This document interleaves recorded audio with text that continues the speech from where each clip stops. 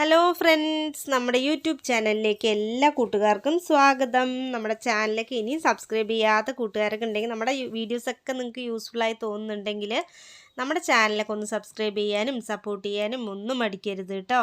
അപ്പോൾ ഇത് നമ്മുടെ തൊടിയിൽ നമ്മൾ പന്തലൊക്കെ ഇട്ട് കൊടുത്ത കോവയ്ക്ക വള്ളിയിൽ നിന്ന് കിട്ടിയതാണ് കേട്ടോ. ഇത്രയും കോവയ്ക്ക നമുക്ക് വീട്ടിൽ തന്നെ ഈസി ആയിട്ട് വലിയ കെയറൊന്നും ഇല്ലാതെ തന്നെ നല്ല ഫ്രഷ് ആയിട്ടുള്ള കോവയ്ക്ക ഉണ്ടാക്കിയെടുക്കാൻ പറ്റും.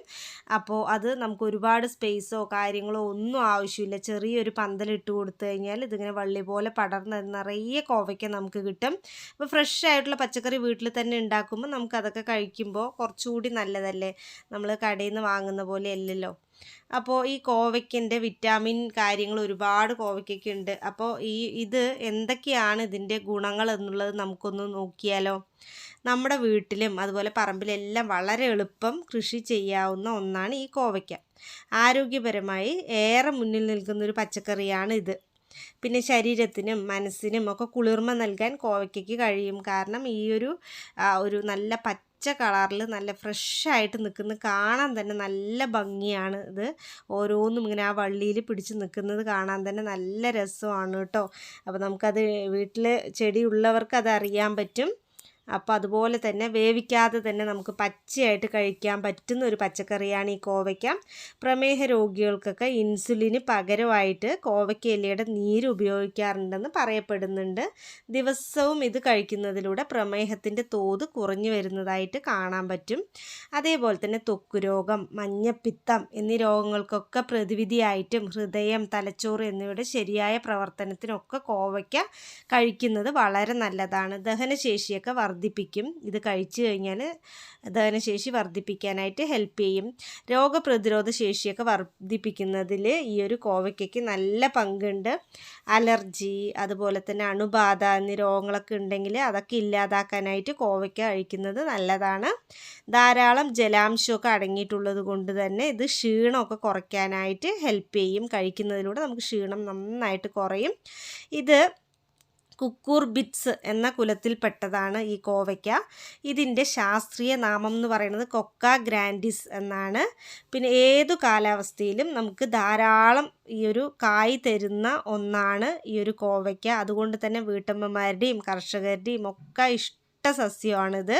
അപ്പോൾ ഒരുപാട് വെള്ളം കെട്ടി നിൽക്കാതെ നോക്കണം. നമ്മൾ ഈ ഒരു ചെടിയൊക്കെ വെക്കുന്ന സമയത്ത് വെള്ളം കെട്ടി നിൽക്കാതെ നോക്കണം. വെള്ളം കെട്ടി നിന്ന് കഴിഞ്ഞാൽ വള്ളി അളിയാനുള്ള സാധ്യതയുണ്ട്.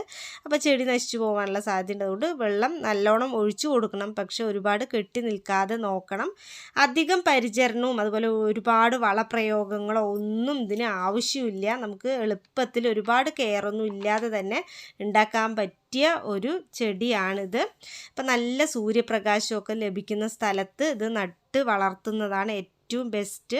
അപ്പോഴാണ് നല്ല പോലെ കായൊക്കെ കിട്ടുക. നല്ല സൂര്യപ്രകാശം വേണം. നമ്മൾ പന്തലൊക്കെ ഇട്ട് കൊടുത്തു കഴിയുമ്പോൾ നല്ല സൂര്യപ്രകാശവും കിട്ടിക്കഴിഞ്ഞാൽ വള്ളി നന്നായി പടർന്ന് എല്ലായിടത്തും പടർന്നിട്ട് അതിലൊക്കെ നല്ലോണം കായ് നമുക്ക് കിട്ടും. അതേപോലെ തന്നെ കോവലിൻ്റെ തണ്ടാണ് നമ്മൾ നടുക. ആ ഒരു തണ്ട് കട്ട് ചെയ്തിട്ട് അതാണ് നമ്മൾ വെച്ച് കൊടുക്കുക. പുതിയ ചെടി വളർത്താനായിട്ട് അങ്ങനെയാണ് വെച്ച് കൊടുക്കുക. പിന്നെ ടെറസൊക്കെ ഉള്ള ആളുകളാണെങ്കിൽ ടെറസിലേക്കൊക്കെ പന്തലാക്കി വളർത്താൻ പറ്റിയൊരു വള്ളിച്ചെടിയാണിത്. നമുക്ക് ഒന്ന് പടർത്തി വിട്ട് കഴിഞ്ഞാൽ എല്ലായിടത്തും സ്പ്രെഡാവും, നിറയെ കായും കിട്ടും. ഈ പറഞ്ഞ പോലെ ഒരുപാട് പരിചരണമൊന്നും ഇതിന് ആവശ്യമില്ല പോരാത്തതിന്. പിന്നെ കോവലിന് മാത്രമല്ല അതിൻ്റെ ഇലയ്ക്കും നല്ല ഔഷധ ഗുണമുണ്ട്. ഇത് രോഗപ്രതിരോധ ശേഷിയൊക്കെ വർദ്ധിപ്പിക്കാനുള്ള കഴിവുണ്ട് ഇതിന്. അതേപോലെ തന്നെ പ്രമേഹത്തിന് ഇത് നല്ലൊരു ഔഷധമാണ് എന്ന് പറയപ്പെടുന്നുണ്ട്. വയറിളക്കമൊക്കെ വരുന്ന സമയത്ത് നമുക്കിത് ശമിപ്പിക്കാനായിട്ട് കോവലിൻ്റെ ഇല ചതച്ച നീരൊക്കെ വളരെ ഉത്തമമാണെന്ന് പറയപ്പെടുന്നുണ്ട്. അപ്പോൾ ഇതിൻ്റെ കായാണെങ്കിലും ഇലയാണെങ്കിലും നല്ലതാണ്. നമ്മൾ ചീര പോലെയൊക്കെ ഇതിൻ്റെ ഇല കറി വയ്ക്കാറുണ്ട്. പയറിൻ്റെ ഇലയും മത്തൻ്റെ ഇലയൊക്കെ നമ്മൾ കറി വയ്ക്കുന്ന പോലെ തന്നെ ഈ ഒരു കോവയ്ക്കൻ്റെ ഇലയും നമ്മൾ കറി വയ്ക്കാറുണ്ട്.